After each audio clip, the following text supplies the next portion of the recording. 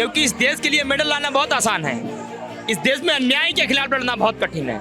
और ये जिस दिन बैठी थी न्याय पाने के लिए सिस्टम के खिलाफ, ये उसी दिन जीत गई थी।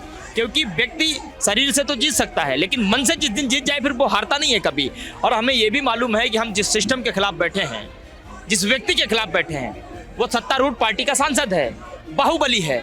टाडा एक्ट जिस पे लगा, गैंगस्टर एक्ट जिस पे लगा, गुंडा एक्ट जिस पे लगा, ऐसे व्यक्ति का जिसका आपराधिक इतिहास बहुत लंबा है, ऐसे व्यक्ति के खिलाफ हम बैठे हैं। तो हमारी लड़ाई तो बहुत मजबूत है और इसीलिए वो उछल कूद मचा रहा है। हम तो मजबूती के साथ बैठे हैं, हमारी कोई उछल कूद नहीं है। हमें मालूम है कि तुम बहुत ताकतवर हो, लेकिन हमें ये भी मालूम है कि हमारे जो है पाँव सच्चाई के साथ खड़े हैं।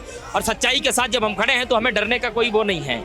हम जीत करके ही यहाँ से जाएंगे किसी भी कीमत पर। बेटी बचाओ बेटी पढ़ाओ का नारा हरियाणा के पानीपत से शुरुआत हुई थी, इस कैंपेन की मुहिम चली थी।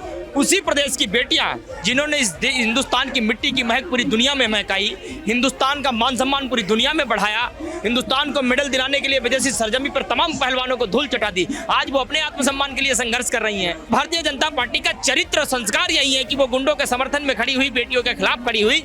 और ये अब साबित हो चुका है कि ये सरकार बेटियों के खिलाफ है, नारियों के खिलाफ है। लेकिन एक बात बिल्कुल तय है कि सत्य परेशान बहुत होता है, सत्य को संघर्ष बहुत करना पड़ता है, किंतु सत्य पराजित कभी नहीं होता है। सच यहाँ बैठा है, झूठ बाहर घूम रहा है, उछल कूद मचा रहा है और सत्य विजय की ही होगी।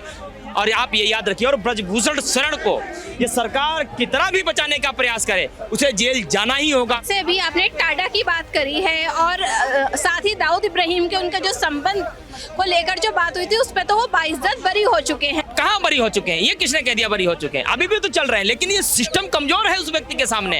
यहाँ से महज 4-5 किलोमीटर की दूरी पर प्रधानमंत्री का घर है, महज 3-4 किलोमीटर की दूरी पर गृह मंत्री अमित शाह का घर है, महज 3-4 किलोमीटर की दूरी पर एक ऐसी महिला का घर है जो बात बात में वीरांगना हो जाती थी, रानी लक्ष्मीबाई बन जाती थी, सिलेंडर उठा के घूमती थी, बड़ा महिला सम्मान की बात करती थी। आज उसे दिखाई नहीं देता।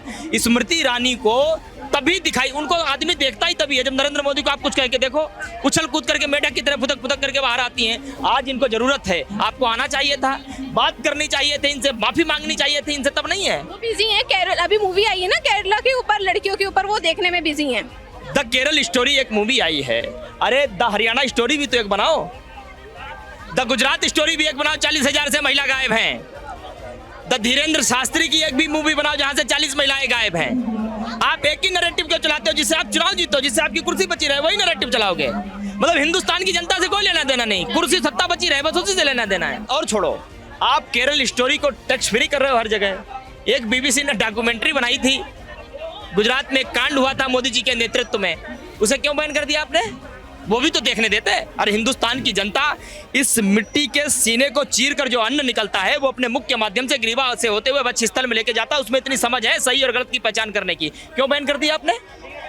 मतलब जो चीज आपके खिलाफ हो उसे नहीं चलाओगे आप, और जिससे आपका फायदा होता हो, इलेक्शन जीतते हो, चुनाव जीतते हो, कुर्सी पे चपकने की जो है तुम्हारी स्थिति मजबूत होती हो, वो सब करोगे तुम। ये कोई तरीका होता है क्या? शर्म आनी चाहिए प्रधानमंत्री नरेंद्र मोदी को। 18 घंटे काम करने की डींगे हाँकते हो और 18 दिनों से बेटियां सड़कों पर बैठी हैं, तब आपको दिखाई नहीं देता?